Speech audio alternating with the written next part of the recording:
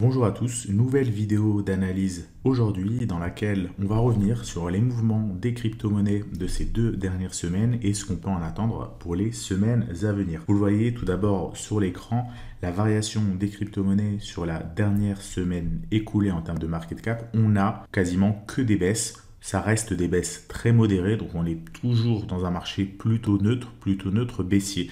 On a d'accord d'un côté l'Ether qui a quand même perdu plus de 4%, mais de manière générale, c'est des baisses plutôt modérées. Le BNB en une semaine a perdu environ 0,3, Cardano environ 1,6, le Tron 0,3, etc., etc. Donc c'est plutôt des baisses assez modérées, même si en parallèle, on voit notamment le Solana qui a bien pumpé avec une hausse d'environ 15%. Ce qu'il faut en retenir, tout simplement, c'est qu'on est toujours dans un marché qui est neutre. On n'a pas de mouvement acheteur, on n'a pas non plus de puissant mouvement vendeur. Ça, on peut le voir à travers le Fear and Greed Index, ce fameux index que je vous présente vidéo après vidéo. Eh bien, aujourd'hui, on est toujours dans une phase plutôt neutre. Alors ici, c'est écrit grid, on est à 57. En réalité, on est sur un marché qui est tout à fait neutre. Tant qu'on est entre 40 et 60, grosso modo, c'est assez neutre.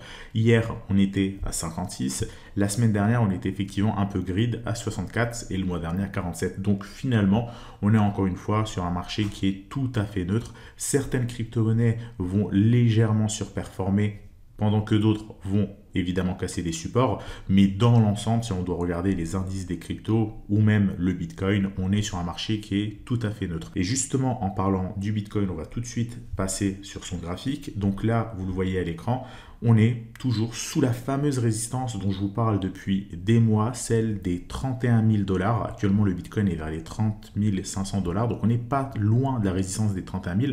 On est vraiment très proche de la franchir, mais pour le moment, on ne l'a pas encore franchi. Donc ici, on l'avait testé une fois, on l'a également testé une autre fois au mois d'avril dernier. Et avant, c'était même un niveau de support et non pas de résistance en juin 2021. Donc vous voyez, c'est vraiment un très très fort niveau, c'est 31 000 $. Et ça va être clairement la cassure de ce niveau des 31 000 $ qui va relancer le marché des crypto-monnaies. Pour le moment, on n'y est pas, même si le Bitcoin est plutôt haussier depuis le début de l'année. Vous le voyez, on était vers les 15 000. Le Bitcoin a doublé environ en valeur depuis le début de l'année, donc ça c'est top. Mais on reste malgré tout en tendance baissière à un petit peu plus long terme. Vous voyez que depuis l'ATH de 2021, on reste quand même à moins 50%. On avait un ATH vers les 60 000, 70 000, on est à peu près à 30 000. Donc on reste quand même depuis 2 ans sur un mouvement baissier. À un peu plus court terme, évidemment, on a ce mouvement de hausse. Et si on zoome encore plus, eh bien, on est dans un range. Vous voyez, que si on zoome sur ce qu'il se passe depuis le mois d'avril, mai, juin et maintenant juillet, bah, grosso modo, on est toujours sur ce fameux range. On peut aller sur l'unité de temps daily pour zoomer un petit peu. Vous le voyez, ce range qui est là. Eh bien, on est toujours entre 25 000 31 000 $ environ. Donc ça va être vraiment important de surveiller cette cassure de résistance des 31 000 et tant qu'on ne la franchit pas, on aura pas mal de faux signaux, des petites altes qui vont partir d'un côté, qui vont ensuite rapidement retracer parce que ça ne va pas être soutenu par l'ensemble du marché. Donc le Bitcoin, toujours dans une tendance neutre, toujours sous sa résistance, c'est la même chose pour l'Ether. Vous voyez, l'Ether, on a également ici toujours le même range, ça n'a pas changé et notamment cette grosse résistance des 2000 $. Tant que le Bitcoin ne casse pas les 31 000, tant que l'Ether ne casse pas les 2000 $, on sera toujours sur un marché neutre sur les crypto-monnaies, même si parfois vous verrez du Solana qui prend 15%, de l'autre côté, telle crypto-monnaie qui a perdu moins 10, moins 15 ou moins 20, on reste sur l'ensemble du marché sur un mouvement totalement neutre. Donc voilà pour le Bitcoin, voilà pour l'Ether. On va rapidement regarder les maps de liquidité. Maps de liquidité qui n'ont pas changé depuis déjà plusieurs semaines. On a ici donc le prix du Bitcoin vers les 30 400 $, 30 500 et on a cette poche de liquidité, notamment ce fameux niveau des 31 500 $ environ qui a toujours pas été franchi. Gros niveau à franchir, souvenez-vous, toute cette zone-là entre 31 000 et 36 000 $. Ça va être dur à franchir. Une fois qu'on l'aura franchi, ça va relancer a priori le bull market, mais pour le moment, on en est encore très très loin. Et on a cette poche de liquidité depuis déjà plusieurs semaines, voire même plusieurs mois. Donc, on a une grosse résistance à 31 000 $. De l'autre côté, le niveau de support est quand même assez loin. Vous voyez que sur les 30 000, 29 000, 28 000, etc., on n'a quasiment rien jusqu'aux 23 000 $. Finalement, on retrouve le fameux range dans lequel évolue le Bitcoin depuis des semaines entre environ 24 000 $ et 31 000. Donc le Bitcoin peut très facilement descendre à 28 000, 27 000, 26 000. Par contre, franchir les 31 000, il peut le faire, mais ça va être beaucoup plus difficile parce qu'on aura pas mal de liquidités ici à franchir. Donc voilà pour l'analyse du Bitcoin, elle reste, comme vous l'avez deviné, totalement inchangée depuis des mois maintenant. On est toujours dans un range. Pareil pour l'Ether, on est toujours dans un range. Rien de plus à dire pour le moment. On va maintenant passer à l'analyse d'une crypto-monnaie, le Link. Le Link est la crypto-monnaie qui a été le plus demandée dans la précédente vidéo d'analyse. Je vais l'analyser rapidement. Si vous souhaitez que j'analyse une crypto-monnaie en particulier, n'hésitez pas à la proposer dans l'espace commentaire qui se trouve sous la vidéo.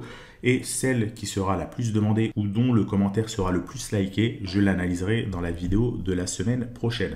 Donc cette semaine, c'est le Link. Alors le Link, on peut regarder ce qu'il se passe sur l'unité de temps weekly. Vous le voyez que depuis 2019, le Link était en forte tendance haussière. De 2019 jusqu'à son ATH 2021, sur 2 ans environ, on a eu une hausse fulgurante sur le Link. Malheureusement, depuis ici, mai 2021, le premier ATH du Bitcoin, pas le plus haut de novembre 2021, mais le premier qui était vers les niveaux des 60 000 $, eh bien, le Link a fait un ATH. Il n'a pas refait un ATH quand le Bitcoin en a fait un, mais depuis l'ATH de mai 2021, donc depuis plus de 2 ans, le Link est finalement en train de corriger. Donc là, on voit la correction de mai 2021 jusqu'à environ mai 2022, une année de baisse. Et maintenant, ça fait un an, un peu plus d'un an, qu'on est en train de consolider. Donc le Link, pour le moment, est clairement pas une crypto-monnaie intéressante. Pourquoi? Parce que on vient de purger un an de baisse et on est en train de ranger depuis un an. Donc on peut encore très bien continuer à ranger pendant 3 mois, 6 mois, un an, voire même faire un nouveau point bas, c'est tout à fait possible. D'ailleurs, vous voyez sur le range qu'on avait ici, on l'avait fait rapidement sur le mois de juin, début juin, un nouveau point bas avant de réintégrer ce range-là. Donc pour le moment, absolument aucun signal d'achat pour le Link. Ça peut continuer à consolider. Le signal d'achat, vous le voyez avec la droite ici en pointillé, ça va être la cassure par le haut de cette zone de range vers le niveau des 10 $. Il faut clôturer au-dessus. Il ne faut pas simplement une mèche. Vous voyez que les mèches, on est sorti plusieurs fois du range, on a réintégré. Donc il faut vraiment une clôture nette avec des volumes au-dessus des 10 $. Si on clôture au-dessus des 10 $, on aura franchi ce range et a priori, on pourra repartir en tendance haussière. Donc rien de plus à dire sur le Link. On était en forte tendance haussière. C'est vrai que dès qu'on regarde ce graphique, on se dit que ça va continuer, mais n'oubliez pas que cette tendance haussière, elle s'est déjà terminée il y a plus de 2 ans. Et en réalité, depuis 2 ans, on ne fait que purger ou stabiliser. Donc pour le moment, rien à faire. On attend la cassure des 10 $. Si on a cassure des 10 $, là, on pourra rentrer sur le Link. Mais quand je dis cassure des 10 $, il ne faut pas juste casser les 10 $ en clôture. Il faut en plus avoir du volume et en plus que BTC et ETH cassent leur résistance. Parce que si même BTC et ETH ne cassent pas leur résistance, on aura peut-être simplement un faux départ, une mèche et ensuite ça va réintégrer. Donc c'est vraiment important d'attendre la cassure du Bitcoin, de l'Ether, surveiller le Link, d'attendre sa cassure sur les 10 $. Et donc là, on pourra rentrer de façon beaucoup plus sereine. Et pour le moment, rien à faire. N'oubliez pas ici que je suis sur l'unité de temps weekly. Donc chaque bougie, c'est une semaine. On voyait bien que si on veut aller casser les 10 $, ça ne se fera pas a priori la semaine prochaine. Il va falloir quand même attendre plusieurs semaines, si ce n'est plusieurs mois. Dans tous les cas, évidemment, ça reste une crypto-monnaie intéressante, une crypto-monnaie à surveiller. Voilà pour l'analyse du Link. Je vous rappelle que si vous voulez que j'analyse la crypto-monnaie de votre choix, proposez-moi ça dans l'espace commentaire. Je voudrais également dans cette vidéo vous annoncer le fait qu'à partir de maintenant, je posterai des vidéos en parallèle sur cette chaîne, la chaîne du Journal du Coin, mais également la chaîne Crypto Trader qui pour le moment était alimentée uniquement par Romain. Vous le voyez, c'est lui qui faisait les vidéos sur cette chaîne-là. Et bien à partir de maintenant, une vidéo sur 2, je la posterai sur le Journal du Coin et une vidéo sur 2 sur Crypto Trader. Le contenu des vidéos que je mettrai sur Crypto Trader, ça sera peut-être un contenu différent. Ça ne sera pas forcément une vidéo d'analyse, ça sera peut-être des tutos trading. Ça dépend. Si vous avez des idées de vidéos que vous souhaitez voir sur cette chaîne-là, proposez-moi ça dans l'espace commentaire et je tournerai ces vidéos-là. Pour le moment, je songe plutôt à faire des vidéos tutos autour de la crypto et du trading. Ça peut être aussi des vidéos d'analyse.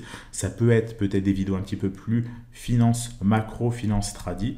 Comme vous le voulez, proposez-moi ça dans l'espace commentaire et je ferai ça en fonction de votre demande. Également, j'en profite pour vous dire de vous abonner à cette chaîne YouTube si vous voulez être notifié des prochaines vidéos. Si le contenu que je poste sur la chaîne Journal du Coin vous plaît, vous pouvez le retrouver également sur la chaîne Crypto Trader. Donc abonnez-vous pour être notifié dès que les vidéos sortiront. La prochaine vidéo sur la chaîne, justement, je la ferai ce vendredi et a priori, tous les vendredis, je ferai une vidéo sur cette chaîne-là. Le jour peut légèrement changer, mais grosso modo, ça va être une vidéo le mardi sur la chaîne Journal du Coin. Pas tous les mardis, vous l'avez vu, des fois un mardi sur 2, un mardi sur 3. Et sur la chaîne Crypto Trader, pareil, ça va être soit tous les vendredis, soit un vendredi sur 2, un vendredi sur 3. Dans tous les cas, vous pouvez aller vous abonner pour être notifié de la prochaine vidéo qui devrait sortir sans faute ce vendredi. Donc voilà par rapport à la vidéo d'analyse. On va juste très rapidement conclure cette fois-ci avec les indices, le total 2 et le total 3. Grosso modo, ça va rejoindre ce que je vous ai dit dans cette vidéo. Là, vous le voyez, l'indice total 2, on est toujours au sein du range sur l'unité de temps weekly. Donc, on a parfois quelques mouvements haussiers, quelques mouvements baissiers. Parfois, lorsqu'on va s'approcher du haut du range, on va être un petit peu en grid. Parfois, lorsqu'on va s'approcher du bas, un peu en fear.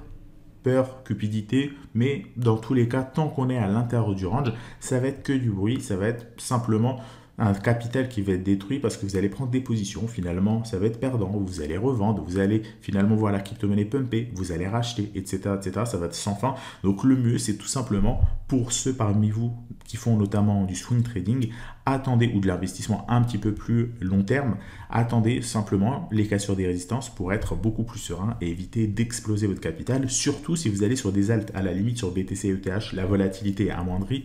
Si vous allez sur les alts, et que ça baisse moins 20, moins 30%, bah là vous allez perdre évidemment beaucoup plus. Donc sur le total 2, on est toujours en train de ranger. Si on regarde le total 3, grosso modo, c'est exactement la même chose. On est toujours en train de ranger. Donc tant qu'on n'aura pas cassé ces différents ranges, BTC, ETH, sur le link, le total 2, le total 3, ça ne sera que du bruit. Vous voyez, les ranges peuvent être larges, hein. On est sur de l'unité de temps weekly, donc une crypto-monnaie peut très bien gagner 30%. Mais rester à l'intérieur de son range. Si je reprends l'exemple du Link, vous le voyez, le Link peut très bien gagner plus de 40%, et il n'aura toujours pas cassé sa résistance. Donc les crypto-monnaies sont volatiles, ne vous fiez pas forcément toujours au pourcentage. 10%, 20%, 30% de hausse. Ce qui est intéressant, c'est surtout, est-ce qu'on a cassé les niveaux de résistance, là où il y a de la liquidité, est-ce qu'il y aura du volume ou pas? C'est toutes ces notions-là qui sont vraiment importantes. Donc, tant qu'on ne casse pas ces ranges, ça va être que du bruit. Il vaut mieux juste être patient jusqu'à ce qu'on ait les différents signaux d'achat sur la plupart des grandes crypto-monnaies. Voilà par rapport à cette vidéo d'analyse. Je vous remercie de l'avoir suivi. Je vous rappelle d'aller vous abonner à la chaîne Crypto Trader pour être notifié des prochaines vidéos. Je vous souhaite à tous une excellente soirée et donc à vendredi sur cette chaîne YouTube.